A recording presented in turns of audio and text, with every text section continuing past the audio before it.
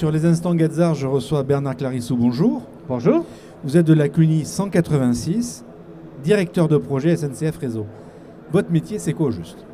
Alors mon métier, pour la mission actuelle, c'est la modernisation des lignes ferroviaires de Paris à Clermont-Ferrand et de Paris, Orléans, Limoges, Toulouse. Des lignes plutôt compliquées? Ah oui, plutôt compliqué en opérationnel, mais avec des projets d'amélioration de qualité de service tout à fait dimensionnants qui sont en cours de réalisation. Ça représente beaucoup d'investissements, j'imagine, sur ce quotidien-là? Ah oui, globalement, que ce soit sur le nouveau matériel roulant ou sur la modernisation de l'infrastructure, c'est plus de 3 milliards qui sont investis essentiellement par l'État pour remettre à niveau ces lignes et les dessertes ferroviaires. Comment justement ce genre de projet s'étale dans le temps? Comment on le prépare? Comment on l'organise?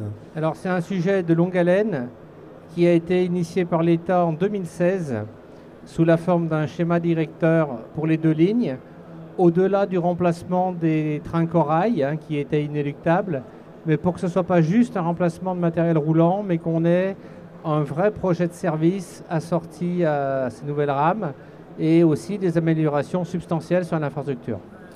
J'imagine que vous êtes très en contact avec les élus qui défendent aussi les territoires et que la SNCF passe encore dans ces territoires?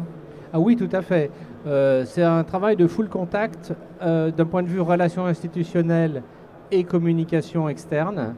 Oui, on a sous l'égide de l'État, des préfets en particulier, on a plusieurs fois par an des réunions avec tous les élus de l'axe, de chacun des axes.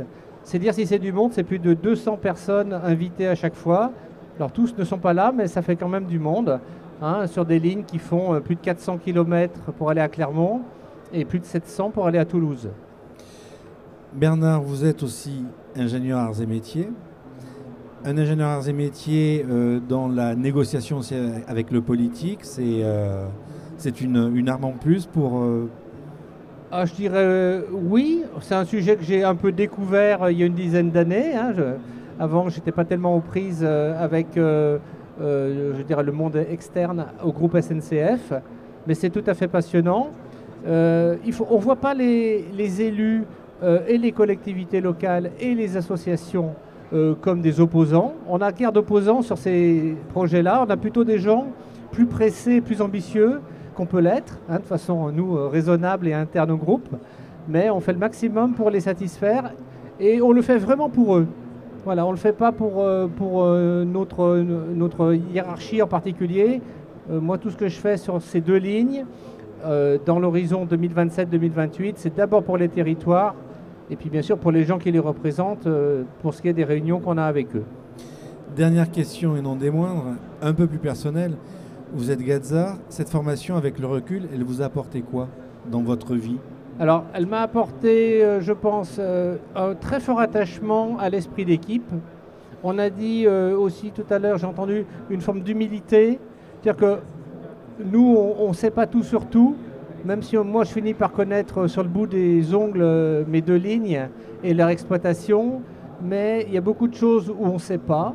On ne sait pas, mais en tout cas, avec un bon réseau, on a aussi la possibilité de se débloquer. C'est qu'on a toujours moyen d'accéder à une information, a fortiori dans la grande SNCF.